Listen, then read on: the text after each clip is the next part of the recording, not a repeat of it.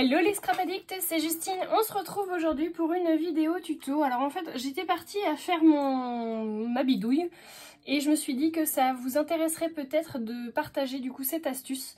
En fait, je vais réaliser une boîte pour ranger mes tampons. Je vous explique en fait mes tampons clear. Voilà, ça là. À la base, je m'étais dit, je vais me faire un petit classeur, ça va être plutôt sympa, facile à utiliser, voilà, avec des petites pochettes de plastique, enfin les petites pochettes à plastifier que j'avais faites avec vous. Si vous n'avez pas vu l'astuce, d'ailleurs, je vous invite à aller la voir du coup sur mes anciennes vidéos. Donc l'astuce est très bonne, hein, du coup, pour ranger les tampons, c'est génial. C'est juste que du coup, quand vous en avez beaucoup, eh ben, un classeur, c'est pas suffisant, même si c'est un gros classeur. Donc, ce que je vais faire, c'est que je vais me fabriquer une boîte qui va ressembler à ça. Alors, c'est un brouillon, je vous fais voir du coup, hein, je partage vraiment tout ce que je fais. C'est un brouillon, mais du coup, en fait, je vais faire 3 espaces parce que je me suis rendu compte que j'avais 3 types de tampons, de taille de tampons différents. Donc les tout petits comme ça, alors comme celui-là aussi, les moyens si on peut dire du coup, qui font à peu près 12 cm de large, et les plus gros du coup comme ceux de chez Artemio, et puis cette planche-là de chez Shoe & Fleur par exemple. Et la plupart du temps, voilà, les Artemio par exemple, ils sont assez gros. Donc du coup je me suis dit, je vais faire 3 espaces différents pour ranger mes 3 tailles de tampons différents. Eh bien écoutez, on va essayer de la faire maison parce que j'ai pas trouvé ce que je voulais dans le commerce. Et vous voyez, donc du coup, j'ai formé les 3 compartiments, le grand, le moyen et le petit. Et j'essaierai de faire des petits intercalaires pour pouvoir les ranger, les classer, par saison ou par type de tamponnage ou par marque, je ne sais pas encore, on verra bien. Donc je me suis munie de mon cutter, de ma règle en métal, j'ai pris les mesures que je voulais faire. Je vais tout couper et puis je vous retrouve tout de suite après, une fois que j'ai fini de couper donc mon calendrier, pour que je puisse vous montrer les dimensions de ce qu'il vous faudra.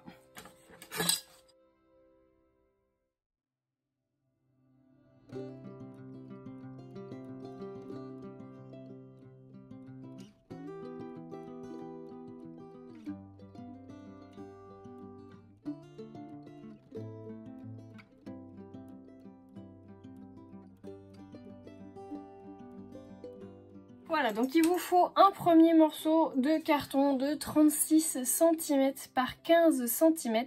Et donc du coup, vous m'en faites un seul. Donc ça va être la grosse partie du dessous. Ensuite, vous me faites 2 morceaux de 36... Pardon, ça va pas passer, si. 2 morceaux de 36 cm par 10 cm. Donc là, vous m'en faites bien 2. Qui va faire du coup les extrémités, donc comme ceci et comme ceci. Et ensuite nous allons avoir besoin donc de 4 morceaux de 10 par 15 cm. Donc là il vous en faut 4, c'est tout simplement du coup les extrémités du coup sur l'autre morceau, sur l'autre bout, et également du coup j'en ai fait 2 autres pour faire les séparations internes. Donc pour faire ma petite partie, ma moyenne partie et ma grosse partie. Voilà, pour que je puisse mettre un petit tampon. Donc j'ai pris mes repères, hein. je ferai le marquage du coup après, une fois que je viendrai positionner à l'intérieur de ma boîte. Il y aura peut-être besoin d'un léger ajustement, je verrai au moment où j'insérerai à l'intérieur. Et puis vous voyez qu'ils n'ont pas la même dimension les miens, parce qu'en fait il me manque 2 cm, mais comme j'ai voulu optimiser la découpe de mon carton, le mieux c'est d'en avoir un de 10 pour qu'ils soient tous de la même taille, mais vu que c'est les séparations internes, c'est pas très grave s'il me manque 2 cm. Voilà. Donc on viendra faire une première rangée à 7 cm, une deuxième rangée à 12 cm et normalement il nous restera 17 cm. Voilà. On verra une fois que ce sera recouvert de papier et qu'on fera le montage de notre boîte. Donc vous l'avez compris, je vais utiliser du papier pour pouvoir faire le doublage de cette boîte. Et je vais utiliser donc du coup le bloc de chez Action. Et le papier, je vais le prendre noir. Et je vais utiliser ma colle vinylique de chez Cléopatra. celle-ci pour faire l'ensemble du collage. C'est parti mon rikiki.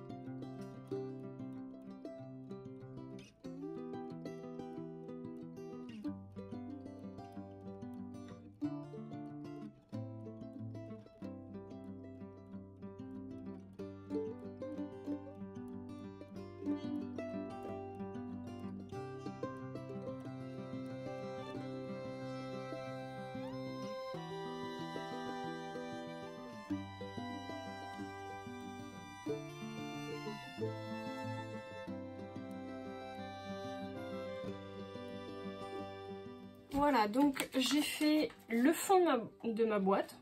Donc c'est le morceau de 36 par 15. 36-15 d'ailleurs, c'est marrant. Et donc, oh, je suis désolée, je suis fatiguée, ma journée a été longue. Et donc du coup, bah, j'ai fait entièrement... alors, je vais vous faire voir sur ce côté-là. Donc j'ai fait entièrement ce côté-là. J'ai rabattu les bords. Et donc du coup, bah, sur celui du fond, j'ai recollé de nouveau un papier donc dans l'autre sens. Et là, je n'ai pas collé du coup les languettes. Je vais les garder pour pouvoir m'en servir et coller finalement les côtés de ma boîte. J'ai fait la même chose du coup pour tous les autres côtés. Donc j'ai fait celui-ci, donc qui sont les extrémités qui iront dans ce sens-là. On viendra couvrir avec du papier, du beau papier du coup à la fin. Du papier de finition, on le mettra à la fin. Donc je vais faire comme ça, comme ça. Et ensuite sur les extrémités du coup du bord. Donc c'est pareil, hein, du coup j'ai bien fait un côté. Je vais venir coller ma languette ici et ici. Alors celui-ci, j'avais dans l'idée en fait de laisser déborder des morceaux de papier et je me suis dit je vais utiliser du papier pour rien. Donc on va utiliser une autre technique qui va être de faire des angles en fait tout simplement avec des chutes de papier. Vous voyez, j'ai fait des petites languettes, elles font je pense 5 cm, voilà 5 cm par 9,5, 9,7. En fait c'est tout simplement pour pouvoir venir faire les angles, voilà, pour renforcer nos angles. À défaut d'avoir du papier, du craft gommé, vu que c'est noir, du coup, j'ai pas de craft gommé noir, donc ça sera très bien comme ça. Hop. Alors, je vous montre, du coup, je vous garde en temps réel, ou peut-être en accéléré, on verra si c'est trop long. Et donc, ce que je vais faire, c'est que je vais venir encoller mes languettes, mes grosses languettes, hein, du coup. Elles sont quand même énormes.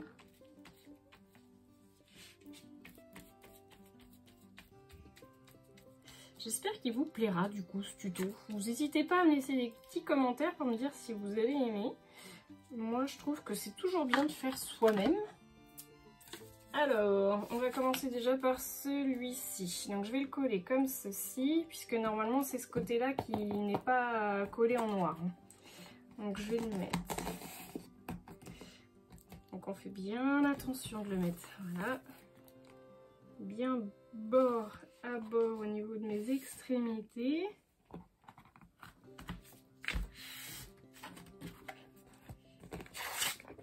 Là, c'est pas mal.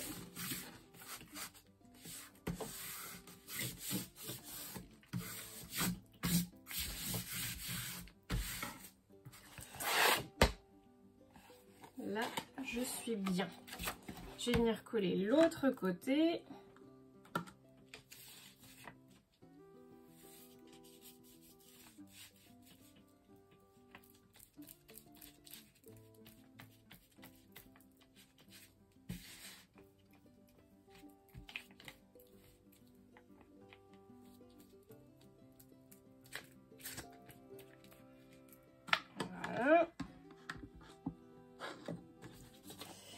Donc là on est d'accord, hein, j'ai mon côté fini et le côté non fini. Je vais mettre mon côté non fini sur l'extérieur de ma boîte. Je me mets bien bord à bord.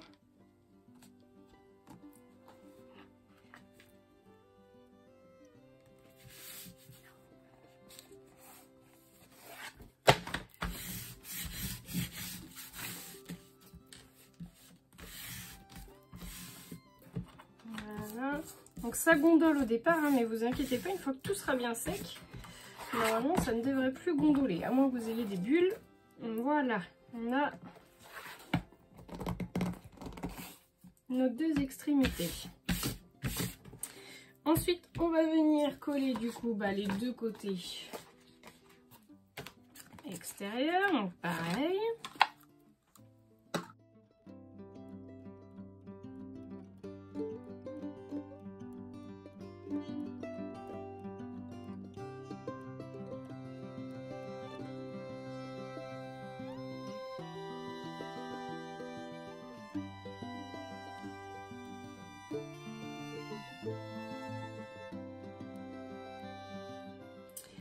Donc j'ai bien mes 4 morceaux qui vont former du coup les rabats de ma boîte, les bords de ma boîte. On va pouvoir venir mettre du coup nos angles. Donc le plus facile ça va être de commencer avec celui-ci. Alors si vous avez beaucoup de papier que vous ne savez quoi en faire, vous pouvez faire la même solution que moi du coup, c'est-à-dire intégrer la languette en recollant en fait finalement sur votre papier. Mais je pense que, comme je vais vous le montrer, ce sera largement suffisant.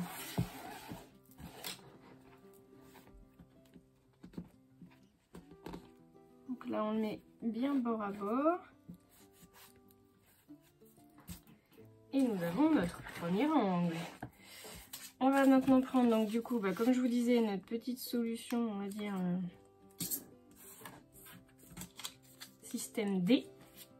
Donc du coup je vais venir faire le collage ici et ici.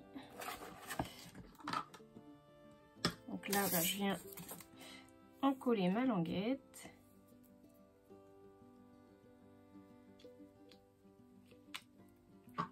C'est pas une bonne idée d'avoir pris un pot en plastique. Alors, je vais essayer de vous montrer et en même temps de bien faire les choses.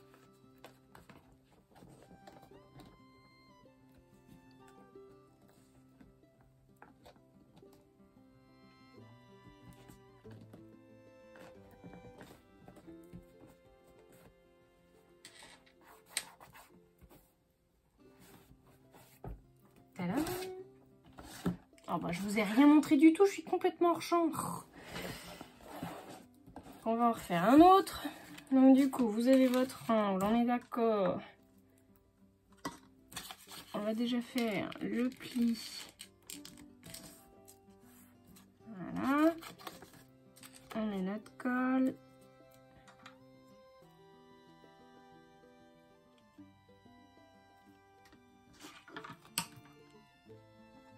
On colle sur notre angle.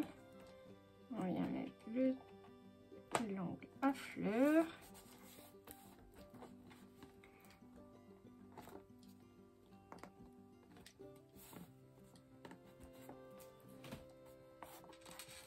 J'aurais peut-être pu les faire un chouille plus long mes angles, mais bon c'est pas grave.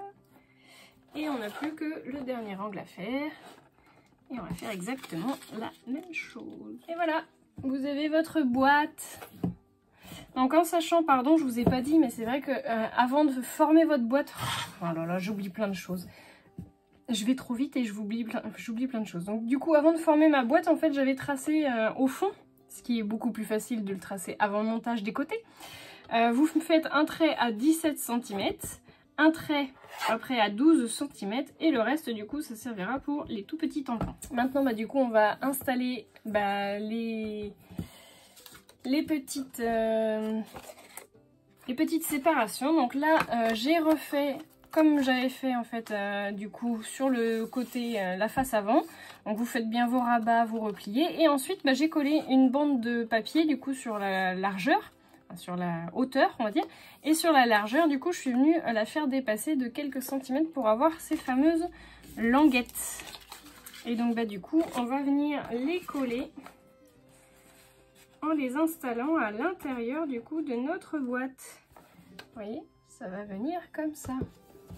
Donc je vous montre sur la première. Donc je vais venir en coller.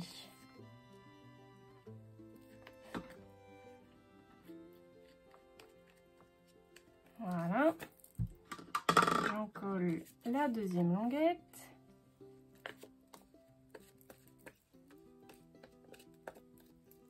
Voilà. Et ensuite, forcément, j'ai pas mis dans le bon sens. Formidable. Donc du coup, vous mettez la colle de l'autre côté. Comment je vais faire? Bon, c'est pas grave, on va les tourner dans l'autre sens. Hop.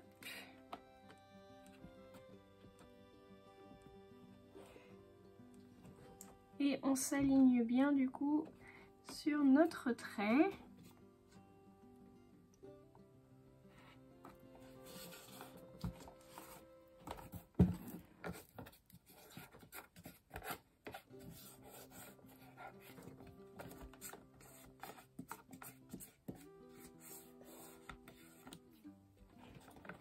Normalement, vous n'êtes plus censé voir, ou très peu du coup, votre trait blanc.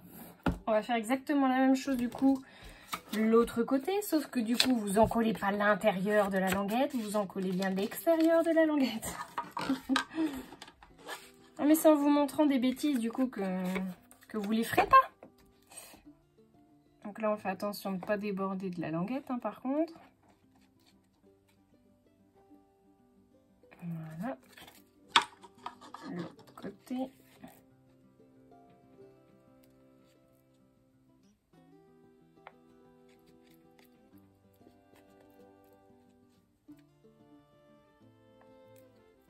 Voilà. Et on vient donc replier les languettes à l'intérieur. Et donc même chose, vous venez mettre votre petit intercalaire au milieu. On vient coller les bords. On s'assure d'être bien sur la ligne. D'être bien droit. Et voilà. Et votre boîte à tampons est terminée. Maintenant, du coup, il vous reste la décoration à faire sur l'extérieur de votre boîte. Moi, je vais venir mettre, je pense, des chutes de papier peint. Et après, vous pouvez mettre n'importe quel papier. Voilà, c'est vraiment ce qui vous fait plaisir. Et on va essayer de mettre nos tampons parce que c'est quand même l'essentiel. Allez, on essaye déjà avec les petits. Tadam! Pile poil. Ensuite, les moyens. Pile poil. Et ensuite les gros. Nickel. Comment je suis trop contente. Et voilà, mon rangement à tampons, il est fini. Je pense que je vais très certainement soit acheter des pochettes du coup pour ranger mes tampons en dehors des pochettes du coup vous savez dans lesquelles vous les achetez parce qu'elles se déchirent au final, ça ressemble plus à rien. Alors par exemple sur celle-là, Happy Little Fox, vous voyez elle est tout arrachée. Donc soit je vais en acheter, j'ai vu qu'il y en avait sur Craftelier, mais elles sont actuellement en rupture de stock, donc peut-être que d'ici que la vidéo paraisse, elle sera peut-être de nouveau en stock, donc je verrai. Et sinon, je les ferai avec ma plastifieuse, hein, sur le même principe que les pochettes plastiques qu'on a faites déjà ensemble, avec du coup, à l'intérieur, le petit soufflet. Vous pouvez y glisser ce que vous voulez. J'essaye de vous en retrouver une. Voilà. Un peu sur ce principe-là, mais du coup, sans le rabat. Vous vous souvenez, on avait fait des pochettes en fait à plastifier où vous pouvez juste insérer à l'intérieur du coup votre planche de tampon et puis voilà, ça sera nickel, hein. Donc faut juste que je prenne le temps de ressortir la plastifieuse et puis d'en faire des centaines. Bon, j'exagère un petit peu, mais quelques-unes du coup pour pouvoir faire mon rangement. Mais du coup moi je suis hyper fan. Voilà, un rangement sur mesure, pas cher, avec de la récup, du papier qu'on utilise rarement du coup dans nos blocs. Écoutez, que demande le peuple? Donc je vais faire la décoration et puis je vous mets des petites photos comme d'habitude du coup à la fin de la vidéo. Finalement, petite blague, c'est pas terminé. En fait, je voulais vous montrer la décoration du coup en vidéo parce que je pense que ce sera plus flagrant. Donc j'ai utilisé un morceau de papier peint. Du coup, c'était une chute que j'avais eue en échantillon chez 4 Murs, si jamais ça vous intéresse. Je vous mets les références du coup ici. Et donc moi en fait j'ai fait avec un tout petit morceau de papier qui était à peu près grand comme ça. Et puis sur une largeur classique de papier peint. Un lait de papier peint. Et j'ai fait ceci. Voilà ce que ça donne. Alors j'ai pas eu assez de papier pour pouvoir faire du coup l'intérieur puisque c'était pas coupé droit. Donc j'ai pas fait le raccord en fait finalement. J'ai utilisé une autre chute. Mais voilà ce qui me reste du coup de l'ensemble du morceau que j'avais. Voilà, donc il était vraiment pas grand. Alors par contre j'ai pas fait le dessous. Je le ferai peut-être avec un autre morceau de papier peint noir, pourquoi pas. Ou doré. Mais bon voilà, c'est le dessous donc on s'en fiche un peu. Et puis du coup sur le côté par contre j'ai aussi les raccords qui sont pas bons parce que forcément j'ai pas assez de papier. Mais voilà, en tout cas elle est bien faite sur l'arrière et sur l'avant. Et puis du coup l'intérieur.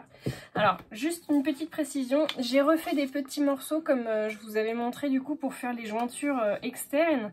J'en ai refait pour faire du coup les jointures internes. Et on le voit pas, c'est l'utilité finalement d'avoir pris du papier noir pour faire le fond. C'est que du coup j'en ai remis aussi aux endroits où on n'avait pas la petite languette. Vous savez quand on a posé les petits intercalaires du coup entre... les petites séparations entre les...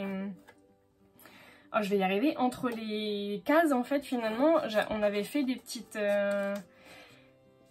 languettes. Et en fait il y en avait que sur un côté. Donc je trouvais que ça baillait un peu, que c'était pas terrible. Donc là vous voyez elle est vraiment hyper costaud. Ça tient vraiment bien. Le mieux ça aurait été d'utiliser vraiment du carton... du gros carton épais de calendrier ou alors d'utiliser du bois. Et écoutez, moi je suis vraiment ravie de mon petit rangement. J'espère vraiment que ça vous aura plu. Maintenant il me reste plus qu'à faire toutes les petites pochettes pour ranger du coup mes tampons. Mais je trouve que le résultat il est déjà super sympa. Et ça va m'éviter du coup d'utiliser mon classeur. En plus le fait qu'elle soit assez étroite, 15 cm, ça vous permet de mettre ça sur votre bureau sans que ça prenne trop de place. Et vous pouvez même les laisser comme ça, comme si vous faisiez en fait finalement vos achats en magasin. Ça permet vraiment de tout voir. Et puis je vous disais, hein, vous pouvez rajouter des petits intercalaires pour les classer, je ne sais pas, par exemple par marque ou par thème, ou je ne sais pas, ce que vous avez envie, ce que vous utilisez le plus souvent, peu importe. Enfin voilà. Donc écoutez, cette fois c'est bien terminé, je vous fais de gros bisous à tous, je vous dis à très bientôt pour de nouveaux tutos, n'hésitez pas à laisser un petit pouce en l'air, un commentaire et à me partager éventuellement les photos de vos créations. Si jamais vous réalisez de nouveau cette boîte, vous me faites un petit mail avec une photo, ça prend pas beaucoup de temps et moi ça me fait toujours plaisir de voir ce que vous avez réalisé. Je vous fais de gros bisous à tous.